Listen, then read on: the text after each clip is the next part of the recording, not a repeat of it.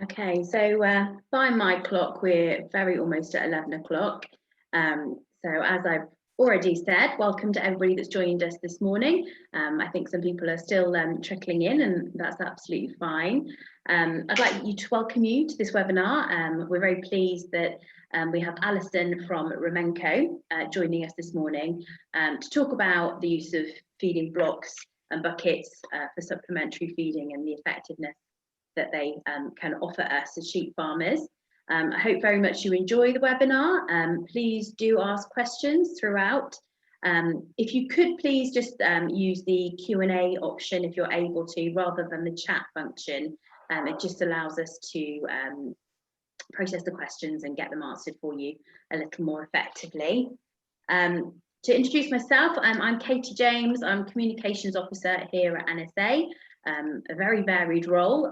One of those things that I do is kind of events, but usually it's face-to-face rather than these virtual ones, although I'm slowly getting a little more used to them, hopefully. The webinar should last up to about an hour.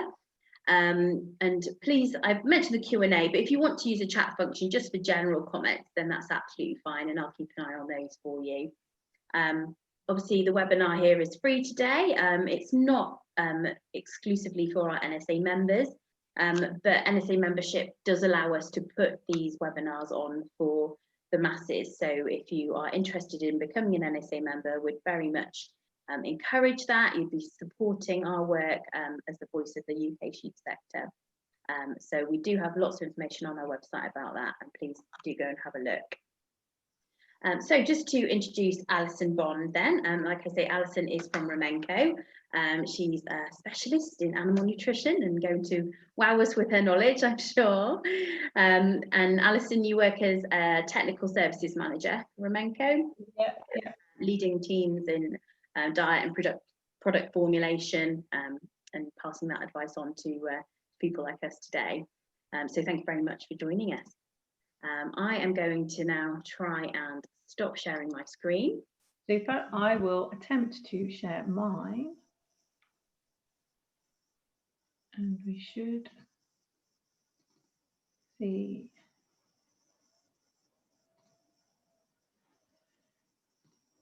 Okay, so can you see my presentation? Is that up, Katie? Give me a thumbs up. Super. Okay, right. Well, thank you, Katie, for the introduction. As Katie says, I'm Rumenco's Technical Services Manager. So over the next half an hour, 40 minutes, I'm going to talk to you about supplementing your forages with free access supplements. Just in case we've got a few more people joining us, we've got a couple of poll questions throughout. So I thought we'd kick off now, Katie, with the first poll question, which will just give chance for a few more people to log on if they want. So Katie's going to put up a poll for you. My first question is, which supplementary feeds, if any, do you currently use on farm? So if you could tick the ones that apply to you, that would be super.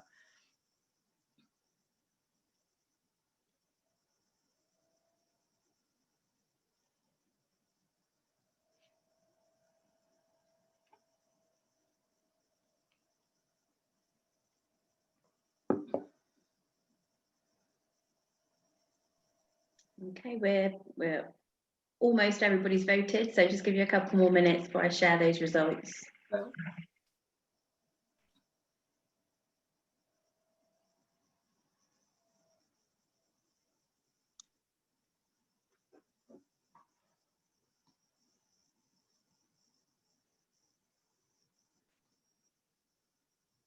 Okay, that's almost everybody.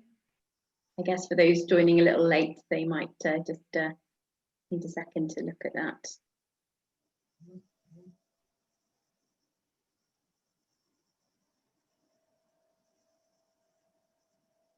Okay, I think we'll end the polling there then. Great, thank you, Katie. Oh, there we go. Okay, 57% buckets, blocks, a few injections, a few others. Okay, that's super. Thank you very much, everyone, for having a go with that.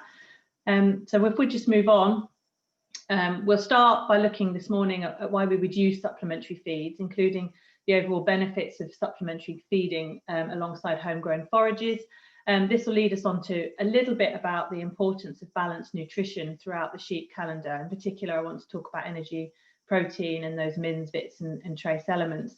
And then we'll drill into the buckets and feed blocks in a little bit more detail, look at their features, how they work, and the benefits that make them so beneficial at key times in the sheep calendar. So let's move on. So what are supplementary feeds? Well, a supplementary feed, as its name suggests, is a feed that's offered often free access alongside the diet, which the majority of the time in the UK is forage or grazing based. These feeds would include feed and mineral blocks, buckets, liquid feeds, and minerals in any form, so your boluses and your drenches and your injections.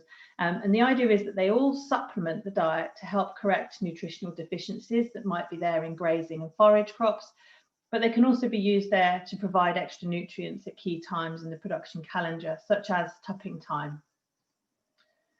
So we know that feeding homegrown forages and grass is the cheapest way to produce milk and meat, and it can provide up to 90% of the energy and protein required in many sheep systems. However, at certain times of year and certain times of the production cycle, it doesn't always supply enough nutrients, including energy and protein and those all-important mins and vits. So we can offer supplementary feeds to make good those deficiencies in the forages, as well as supplying those extra nutrients at key times. So this would be tupping, pre-lambing, and maybe winter housing. Supplements can also be used to help solve and prevent problems such as mag deficiency at key times, such as spring and autumn grass flush.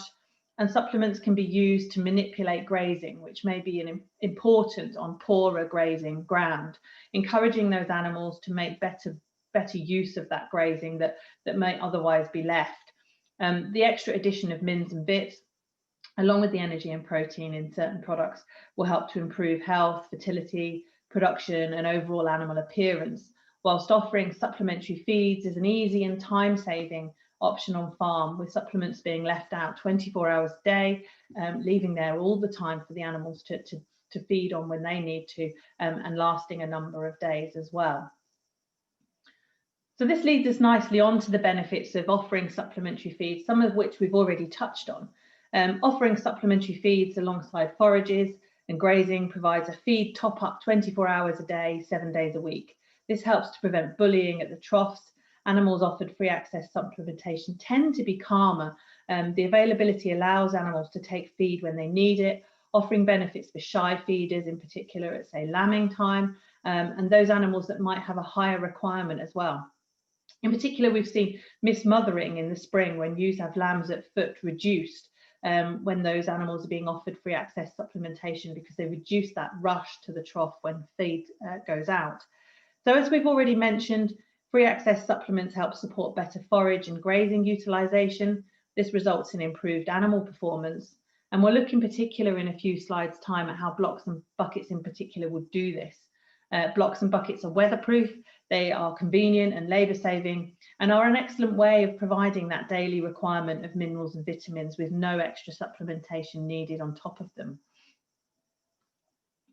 So before we move on to look at blocks and buckets in particular, I wanted to look at the importance of getting the correct balance of energy and protein, minerals, vitamins and trace elements at this time. And obviously we could spend hours talking about sheep nutrition, so it really is just a quick overview. So sheep are considered ruminant animals, and as you can see from this diagram here, the stomach of the ruminant is divided into 4 compartments.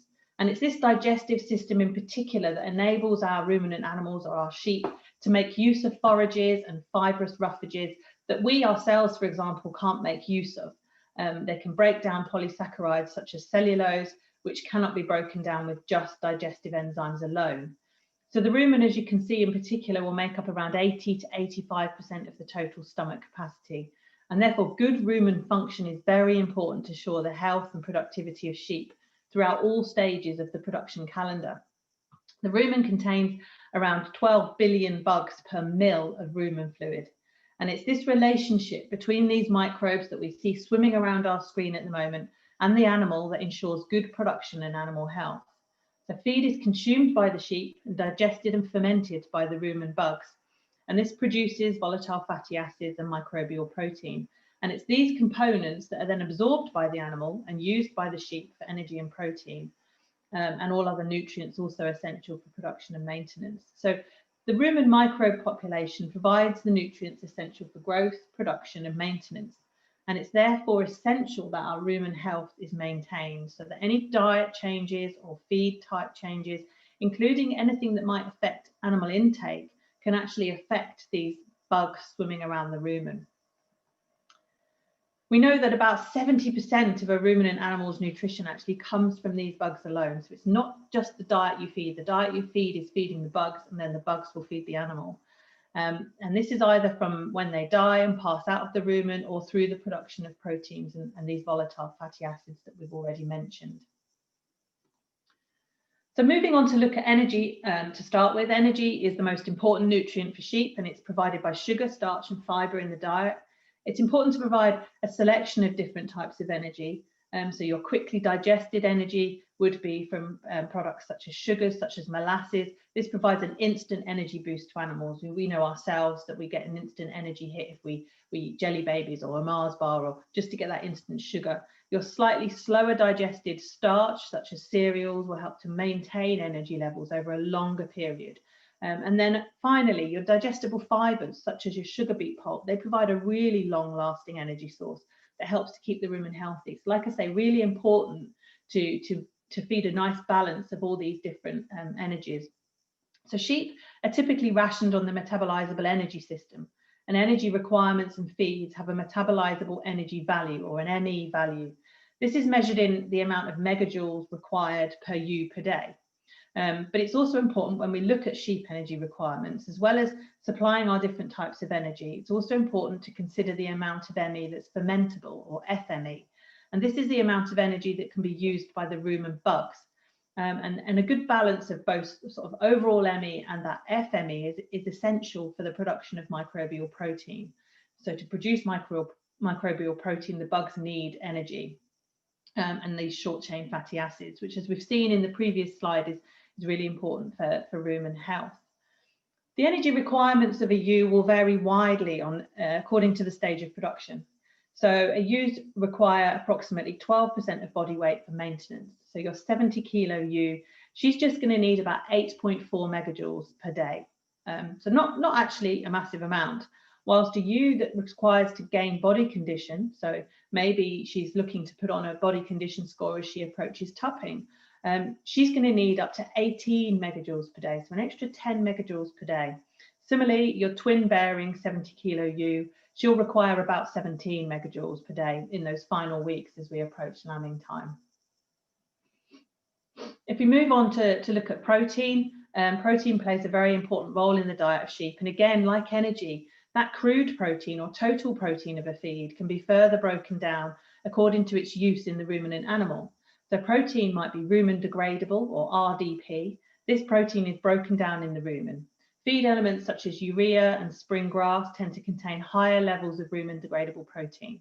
And this is the protein that's used by the bugs. So the portion of that is utilized by those rumen bugs is called effective rumen degradable protein, or ERDP. Digestible undegradable protein, or DUP, on the other hand, is often termed bypass protein, and this is because it's not available to the rumen bugs, and it passes directly through the rumen to the small intestine, where it's absorbed like we would absorb protein, and therefore directly available to the sheep. So soy is an example of a protein source containing higher levels of DUP, and this can be further enhanced with heat or chemical treatment. So products like your soy pass, your ray pass, they've all been treated to increase that level of DUP. And high quality DUP is essential for prolific ewes in that last 3 weeks of pregnancy for udder development, milk production, colostrum production. So it is really useful to have an understanding of the protein breakdown of the diet that you're feeding. And then finally, your metabolizable protein, or your MP, is the total amount of protein that's available to the sheep. And this is the sum of your microbial protein that's been produced in the rumen, and then your DUP, your digestible undegradable protein. So it's really important to get a good balance of that RDP and DUP in the diet. So this diagram here outlines what we've just been talking about in a figure. So a good balance of effective rumen degradable protein here will come in and is is used by the rumen bugs to produce this microbial protein, which goes on down through out of the rumen to make up part of this metabolizable protein. And then also your DUP, your digestible protein, will go straight through the rumen to make up the remainder of the metabolizable protein, which can then leave the digestive system where it's broken down into its component parts, amino acids, and absorbed by the animal to be utilized for milk production and growth. Alongside a diet balanced for energy and protein, which we talk about quite a lot, it's important not to forget our minerals, vitamins, and trace elements. As you can see from this diagram, they play as an important role in sheep nutrition as the protein and energy. If we remove them from the cycle, then the whole thing will collapse and sheep production and health will be affected. We know that grazing and homegrown forages and feeds can be good sources of minerals and trace elements. However, they cannot meet all of a sheep's daily requirement all of the time. So providing supplementation at key times in the production calendar can help stock achieve their full potential by helping to balance the known deficiencies in grass and homegrown forages. So although there are over 100 minerals in life, it's estimated that only around 40 may have a metabolic role in the body. Some of these are required in such minute amounts that it's extremely rare they'll be deficient under normal practical conditions. But within this group of 40, there's about 15 that we know in particular are required by sheep for good health and productivity. So overall, your minerals and vitamins and trace elements are required in such a small amount. But as we saw in the previous graphic, they have a disproportionate effect on animal health. And production, with minerals, vitamins, and trace elements being involved in all aspects of body function and therefore deemed to be essential. So they tend to be classified according to their concentration in the body or their requirement. So your major elements like calcium, phosphorus, mag, and sodium, they're required in grams per day. They'll often be declared on packaging as grams per kilo or as a percentage. Your minor trace elements, these would include your zinc, your iodine, your manganese, your copper. They're required in milligrams per day. And these will be declared as milligrams per kilogram or sometimes as parts per million, ppm. And then your vitamins, finally, they tend to be declared as international units per day. So this gives an indication of biological specific activity. As we've already mentioned, your minerals, vits, and trace elements have a disproportionate effect on animal health and production, according to their requirements, with nothing occurring in the body without at least one element being involved, but often more of them working together. So broadly speaking, our minerals, vits, and trace elements have 5 main functions. Your macro minerals, your calcium, your mag, your phos, your sodium, potassium, sulfur, and chloride, they play an important role in structure, so your bones and your teeth, whereas your electrolytes, such as your potassiums, they'd be important for electrolyte metabolism, health, and reproduction. Our trace elements, such as cobalt, zinc, and selenium, they play a very important role in health and the immune system. In the UK, the trace elements of most economic importance for sheep are probably selenium, cobalt, and iodine. Forage levels for these trace elements tend to be low and quite variable, and deficiencies are common, meaning supplementation is essential, in particular at key periods such as tupping, finishing, and pre-lambing. Other trace elements such as zinc and manganese and major elements such as calcium and magnesium may be at less risk of deficiency but are still important for health and maintenance. Alison, yes. Sorry, we've just got a question here, and it says, when talking about known deficiencies, does it mean that you should analyse your forage and grazing for the sheep? Yes, we would definitely recommend having an analysis done. Whereas you might have a nutrient analysis, you might undertake a nutrient analysis a couple of times a year. Your mineral forage analysis, we would usually recommend once a year, just get a real picture of what's going on. I mean, I could spend all morning talking about mineral nutrition, but soil, compaction, the level of rainfall, the weather we have, the grass growth will all affect in particular your trace element levels. So it is really important just to have a bit of an idea of what's going on. Before we move on to look in more detail at our buckets, I have another question I'd like to ask, if that's okay. So it's really just trying to get an idea of when you're looking at buying a free access supplement to feed at key times, for example, what would be your main reason for buying that supplementation? What are you looking for? Are you looking for energy? Are you looking for protein? Or are you looking for minerals and vitamins? appreciate that it might be that you're looking for all of these things, but just if you could pick just one that's really key for you.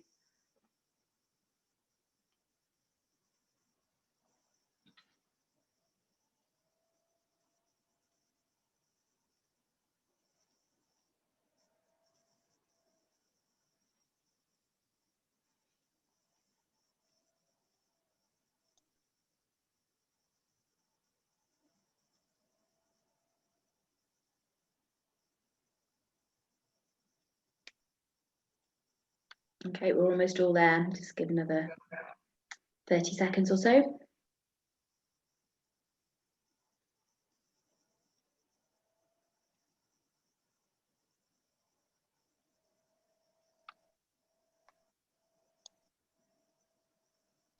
Just while we're waiting there, Alison, got another question here, and it's somebody here asking if there's any if you could give any recommendations for laboratories that would do forage analysis.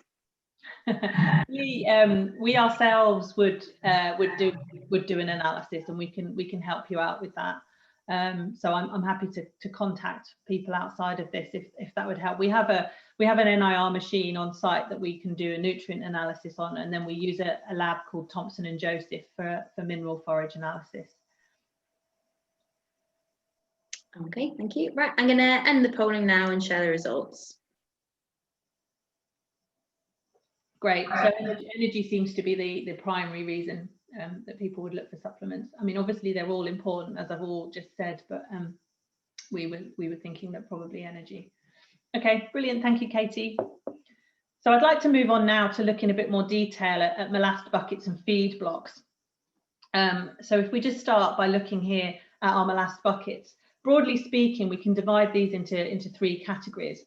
So our first would be our feed buckets, and these are a poured bucket which relies on a chemical reaction which occurs to ensure curing and appropriate hardness. So molasses will be the main ingredient, and then we will add protein sources such as soya, rape and urea, alongside extra energy such as megalac, your protected fats and oils. Most feed buckets will also have a full specification of mins, vits and trace elements. So this means that there's no extra supplementation needed. And we may include additives such as essential oils, yeasts, fish oils, depending on the product.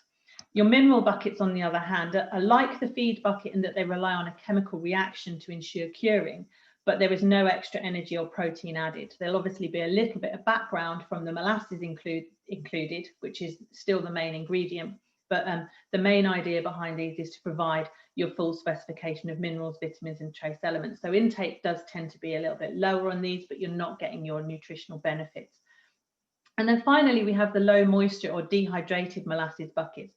These are manufactured a little bit different. The main ingredient is still molasses, but we heat the molasses to a really high temperature, which drives the moisture off, leaving a treacle-like molasses that will naturally harden in the bucket. So during manufacture, we can add our protein sources and our extra energies, but these buckets tend to be really hard, and they have a controlled intake due to this hardness. So moisture from the atmosphere and animals' saliva will moisten the top layer of the bucket, which softens it, enabling animals to eat it and to eat to a level, and then that process will occur again.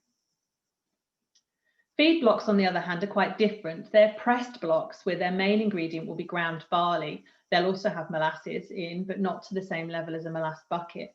They'll have protein in there, and then extra energy will be added and a full complement of minerals, vitamins and trace elements as well. And depending on the product, we might add another feed additive such as protected trace elements or fish oils. So what do we mean when we say pressed? Well, the ingredients are ground and mixed into a meal that's then pressed into a mould. And the inclusion of a small amount of binder, the correct mixture of ingredients and a little bit of heat will just help that block cure and harden, which ensures the qualities expected of a feed block. Feed blocks are packaged in plastic bags, and then they can be placed either directly on the ground or within some type of feeder, as you can see in the picture here. So we've been manufacturing feed blocks since around 1965. Early blocks themselves would have only included salts and urea. And then the addition of molasses and minerals and fats we've become doing that later as the markets progressed, I suppose. So the general assumption is that blocks should be hard enough to ensure animals get a slow release of nutrients through the licking process. This slow release of nutrients, particularly of a combination of nitrogen and carbohydrate, will increase the efficiency of utilisation of these nutrients. So one of the main protein sources we would use in feedblocks is urea, and it's quite an important component of many of the feedblocks we manufacture. So in the rumen, urea is completely broken down by microbes, and this releases ammonia. This process occurs really quickly in the rumen. The bugs are really efficient at breaking it down. Then in the presence of energy and fermentable energy, this ammonia can be utilised by the microbes to produce microbial protein, which, as we've seen, is quite a useful component of that metabolizable protein, and helps provide the ideal structure of amino acids for milk production and lean tissue production. However, this is most effective when urea and energy are fed little and often and alongside each other. And this is due to the speed at which urea is broken down. If there's not enough energy there at the same time to make use of that ammonia, it then has to be processed and basically excreted. So infrequent larger feeds, as you sometimes see with compound feeding, which contains urea, will not allow all the ammonia to necessarily be captured efficiently. Urea has a crude protein value of 290%, all of which is rumen degradable. So it's a large amount of rumen degradable protein there. And the balance we have of that non-protein nitrogen in the form of urea and energy from carbohydrate that you get in a feed block, alongside the little and often feeding we see, is why they work so well at encouraging a good rumen bug population. Alison, sorry, before we go on to that next slide, another couple of a comment in the question here. So somebody just asking about urea poisoning and anything you would sort of comment on that one. That's the first question. And then secondly, someone has asked, what degree of between animal variation do you see, or has it been measured between animals that are offered mineral buckets? Okay, so just looking at the urea one, there is a maximum level that we work to in terms of the amount of urea, and the levels going into blocks, for example, are perfectly safe.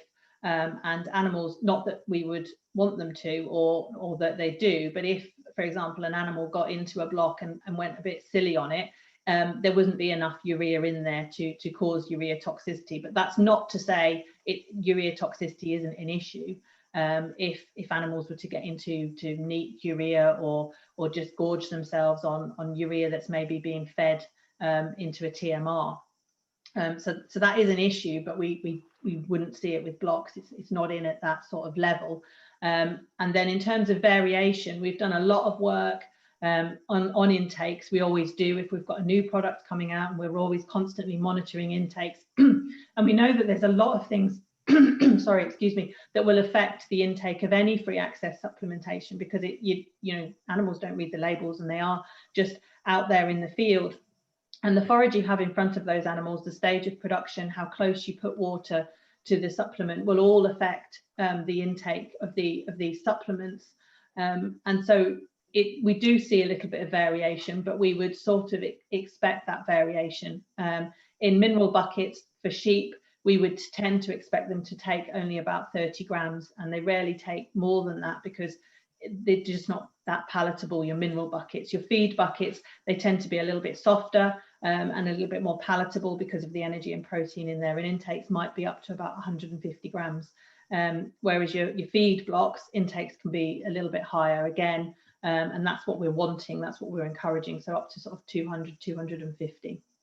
But there's a number of things we can do to slow animals down if they are going a bit silly on them. Sometimes they get, when they've first seen blocks, if they're not used to them, they might go a little bit silly at them. It's a little like kids in a sweetie shop, really.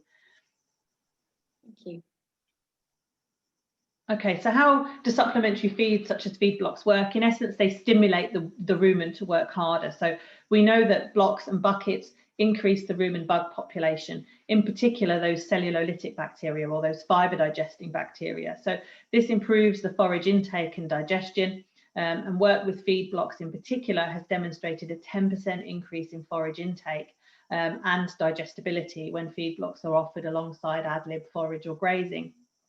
So that improved utilisation of forage will therefore provide more nutrients for the animal and encourage improved performance, health and fertility. And also that little and often feeding that occurs with supplementary feeding is a really natural way for these grazing animals to eat. And again, we know from previous work that animals will take maybe up to 15 feeds per day from a free access supplement. This means there's less pH variation in the rumen, which again supports that bug population and ensures animals can take what they need at certain times of the year. So this is just some work that was undertaken looking at bug counts. And as you can see, animals that were fed at a feed block had a 21% increase in the numbers of those bacteria.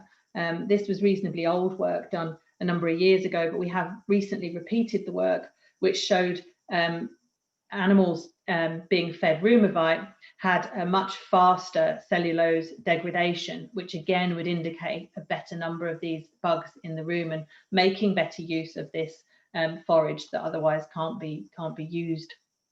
So again, like I said, what this means is we see an improvement in forage dry matter intakes and digestibility, and improved use of your homegrown forages, and more energy and protein available for the rumen bugs, and therefore available for animal production. Alison, yes, sorry, just to pause you again. We've got another few questions. So firstly, someone has asked that you mentioned a maximum intake of 30 grams for mineral buckets. Yeah. But do all animals consume the block and enough of it to prevent problems from obviously not getting that supplementary feed?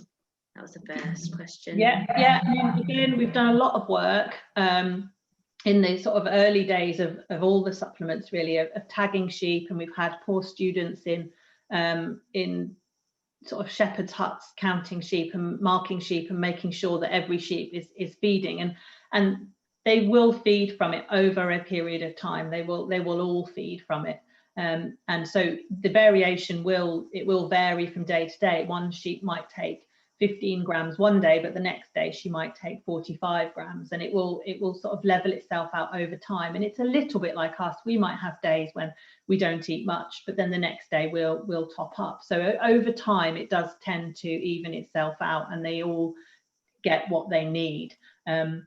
The buckets are palatable enough that they draw animals in. For example, mag is really, we know magnesium itself is a really bitter trace element. So we would make sure that there's plenty of flavouring in those supplements, encouraging animals to go in and eat. We use sodium as well, which just draws animals back to the product to continue eating. Okay, and the second question, it has partly probably been answered from your answer there, I think, but it's just saying that in the past they've had feed blocks and more in mineral buckets, that the composition was very hard. The ewes didn't seem to be able to access the goodness. And he said, is this normal, or is it the case that some ewes don't bother about them as much as others? Again, I go back to sort of my comment before about the things that can affect dry matter intake. If there's plenty of forage out there, we would often say that blocks and buckets can be forage barometers. So animals will naturally wean themselves off a block or bucket as grass starts to take. So that sort of spring flush, by peak grass growth, sort of May, June time, it's really difficult to encourage animals to take substantial amounts of a block or bucket, which is why we would then move on to a mineral bucket where they don't need to take as much, because they will just not show much of an interest if there's plenty of forage there, and good quality forage as well. You know, on the flip side, if we've got a poor year or a drought condition, or quality is poor, then animals will tend to take more. But in general, animals will be interested in them and take them. Okay, so I wanted to look in a little bit more detail here towards the end now at the benefits of feeding feed blocks to sheep at key times in the production calendar. So we know as we approach tupping that really we're looking to start back around weaning. We know that body condition score between the weaning period through to mating will directly influence fertility and tupping success. It's therefore important that ewes are given plenty of time to recover and prepare for tupping. So we'd always suggest trying to wean about 10 weeks pre-tupping, and then monitor that body condition score and manage it. So by the time we get to tupping time, we're looking for a target body condition score of 3.5 for lowland ewes and 2.5 for hill ewes. And it's not uncommon for ewes to need to gain up to 1 body condition score in that period from weaning through to tupping. And to achieve this, they will need good quality grazing for 6 to 8 weeks. And if this isn't available because of the weather we've had, or because we're just the time of season where grass has passed its peak, then it should be supplementation should be considered as an alternative to maybe hard feed, as just something to top up and make a bit better use of that forage. And don't forget your minerals and vitamins at this stage as well. So deficiencies in key elements such as selenium and cobalt can also affect mating success and lamb growth and performance. So we've reached our target body condition score for tupping, and our tup's in and he's doing his job, but the work's not over. Our embryo is not deemed to be safe until about 40 days post-mating. So during this time, it's really important to avoid any stress or overhandling the ewes, and diet needs to be maintained. They still need that good quality diet. They still need that energy and those minerals and vitamins. Under or poor nutrition during the very early stages of pregnancy can have some quite long-term effects on the lambs, and there's some really nice new work being done by AHDB, and if anybody heard Neris speak earlier, I'm sure she mentioned some of it, looking at the effects that poor nutrition can have at this stage on the lamb and its development, and even the development of the reproductive organ in that unborn lamb, and therefore her subsequent pregnancies. So lambs born from mums with poor nutrition in early pregnancy tend to be less vigorous early on, with increased mortality. Cobalt, selenium, they are quite important. And poor nutrition at this stage cannot be made up with later on in pregnancy with heavier feeding. So what we're aiming for, we need to hold our ewe at that mating body condition for at least the first month of pregnancy, and then we know that pregnancy is established. We're looking at a grass sward of about 4 centimetres in height or above. We know that this will provide sufficient nutrition for maintenance in that early pregnancy. Anything less, then consider some kind of supplementation. It's also important to maintain mineral supplementation during this time and reduce any risk of overhandling. There's no real magic ingredients or a magic bullet. There are elements that are important, so good energy, good mineral nutrition, but there's no requirement for super levels at this stage, including phosphorus or DUP. Make sure that the mineral composition of the diet is taken into consideration. So if you are tupping on brassicas, consider adequate iodine levels. And like I say, it might even be worth having a mineral forage analysis done just to get a picture of what's going on. Alison, can I just take us back? Someone's just asked, so pre-tupping, saying, what is a flushing bucket doing that other mineral or feed blocks are not? So a lot of the buckets on the market for flushing would have extra high energy levels in to help support that maintenance of body condition score, or even helping to encourage a little bit of body condition score. Some would have added fish oil in, which there's a lot of evidence to show the benefits of fish oil for fertility for both the ewe and the tup in terms of ovulation and eggs being produced. And some of them would perhaps have highest levels of selenium and cobalt in, and even zinc, perhaps for foot health and tissue health as well. So they tend to be just a little bit higher spec than maybe just perhaps your maintenance supplement.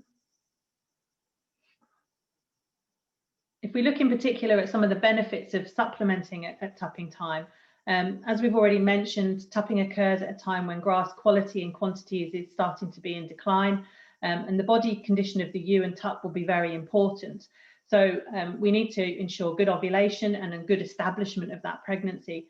Now, previous work with feed blocks has shown an improvement in the lambing percentage of anywhere between 8 and 21% when ewes were offered feed blocks during that tupping period.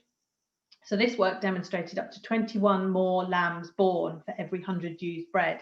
And in particular, the lambing percentage increase was due to a reduced number of barren ewes and an increased proportion of twins and singles rather than triplets.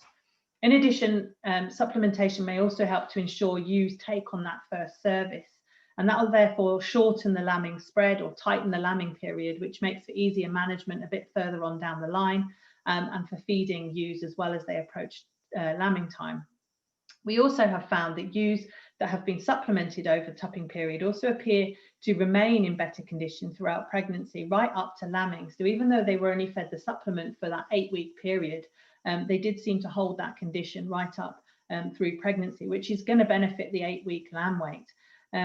We know also the effects that undernutrition at tupping and in early pregnancy can have on that fetal growth.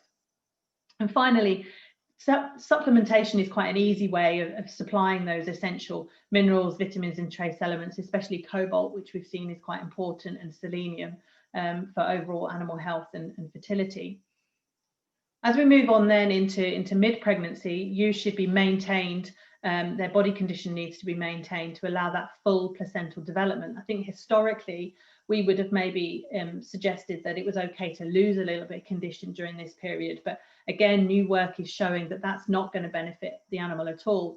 The placenta itself is responsible for the supply of nutrients to the developing fetus, and if it doesn't reach its full size during this stage of pregnancy, there will be detrimental effects on lamb birth weight and subsequent survival. So again, we're looking to maintain body condition score.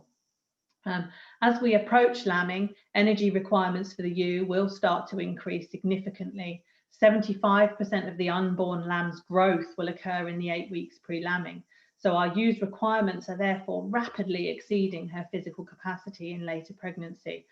So that's, emphasizes the meaning for good diet composition as she gets that little bit closer to lambing. We know that forage is the cheapest feed on the farm, and as lambing approaches, will make up a large proportion of the diet. And we need to ensure maximum intakes to ensure that animals get the most from their diet. So it's important that forage is analysed, as we've mentioned already a couple of times this morning. And this is really key to understand how to match up with that, really, your ewes requirements. It's no good just feeding what you've always fed. It's worth having a look at that sort of energy and protein value to make sure that you're matching and supplementing accordingly.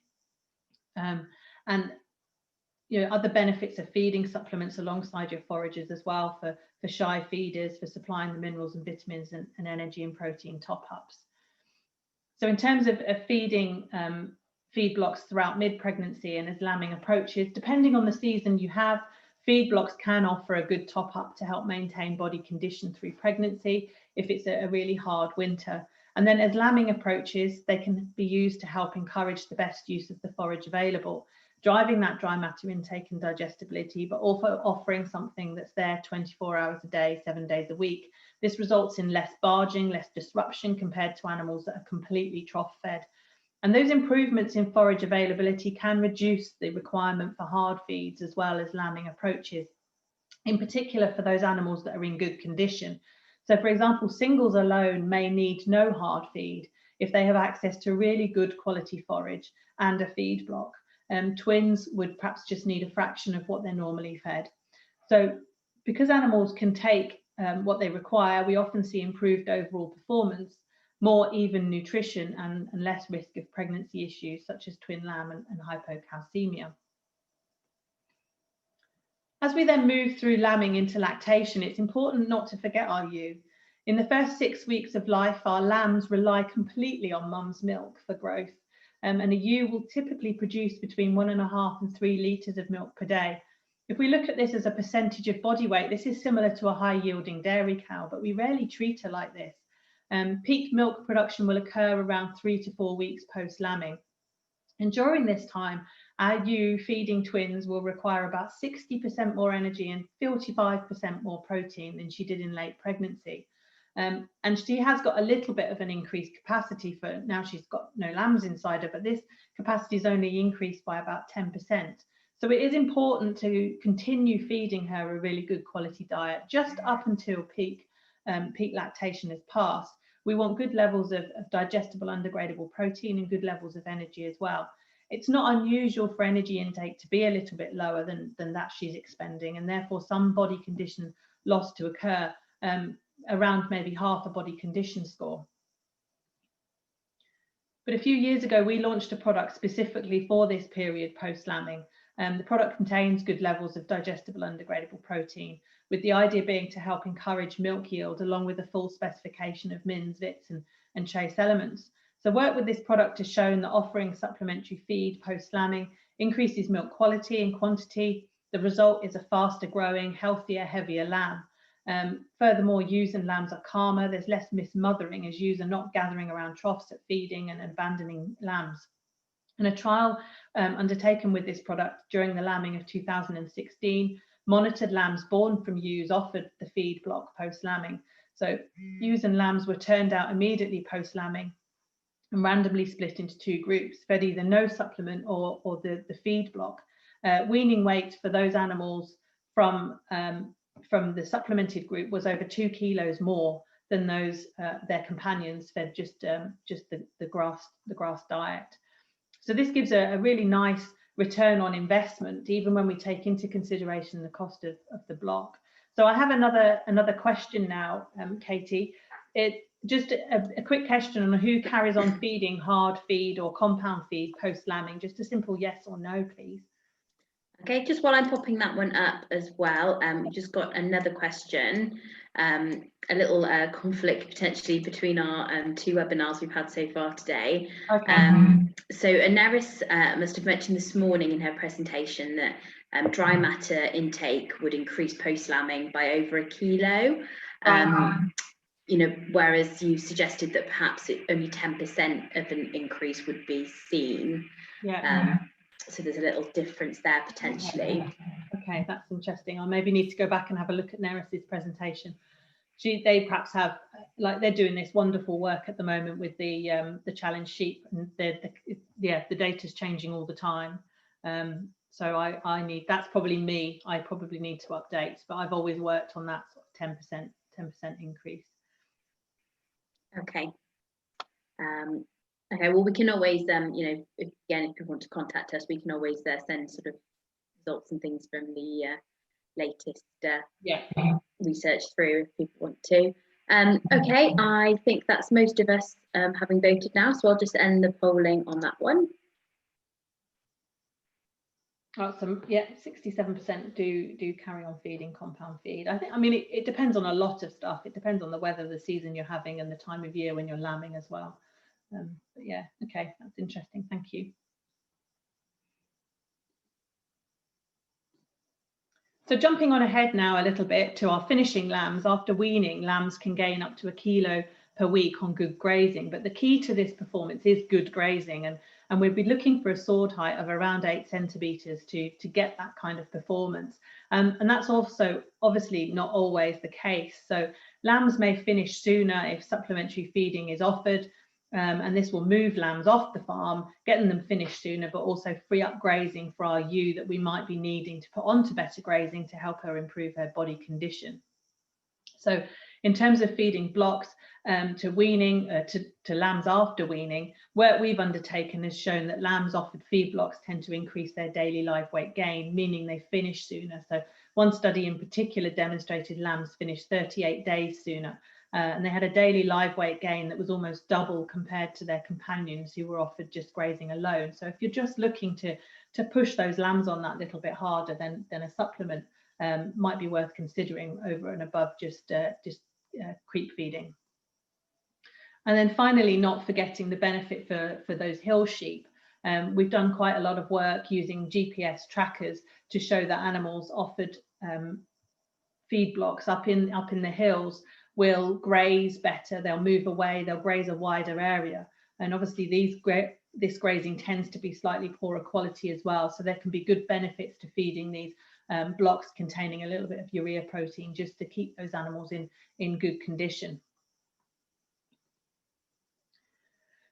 So we truly believe that feed blocks are a part of the future. Like I say, Rumavite was first manufactured by Rumenco in around the 1960s, but there's evidence of feed blocks being fed way before that. We are continuing to invest in this product. We think it's an ideal product to replace some of the plastic buckets that we're seeing on farm, and an ideal for supplementing homegrown forages and grazing to help reduce that bought-in feed costs and improve efficiency on farm. Innovation is really important to Rumenco. We're continually looking at the range of products we have. And I just have one last question at this point, really, just to ask you out there how important issues surrounding plastic use on farm and recycling are to you. It's something that we're being asked about quite a lot, and it would be interesting just to get some views. While that poll is just going, just another question. Somebody has commented that they're becoming increasingly concerned about the high use of soya, especially in the grazed DUP blocks. Are there any plans to source more homegrown sources of protein? Definitely there is. We are constantly looking at that as an issue. We know it's an issue. We know sort of supermarkets are pushing forward and people are pushing for it to be removed from the diet, and we get those issues. The difficulty we've got is that soya is such an excellent feed in terms of not only the protein, it's the breakdown of protein in there, that high digestible, undegradable protein sources, but also it's got a really nice energy level in there as well. So it is the perfect sort of pre-lambing, post-lambing type protein supplement. But that's not to say we're not looking at things, but we just have to be 100% sure when we move across to a different supplement that it's going to do as good a job. But that's part of our innovation is looking at some of these sort of maybe protected rapes and just other supplements as well. So it is something we're working on. Okay, thank you. I've just ended that one poll then, and those are your final set of results. Okay, so people are starting to become quite concerned about the amount of plastic on farm.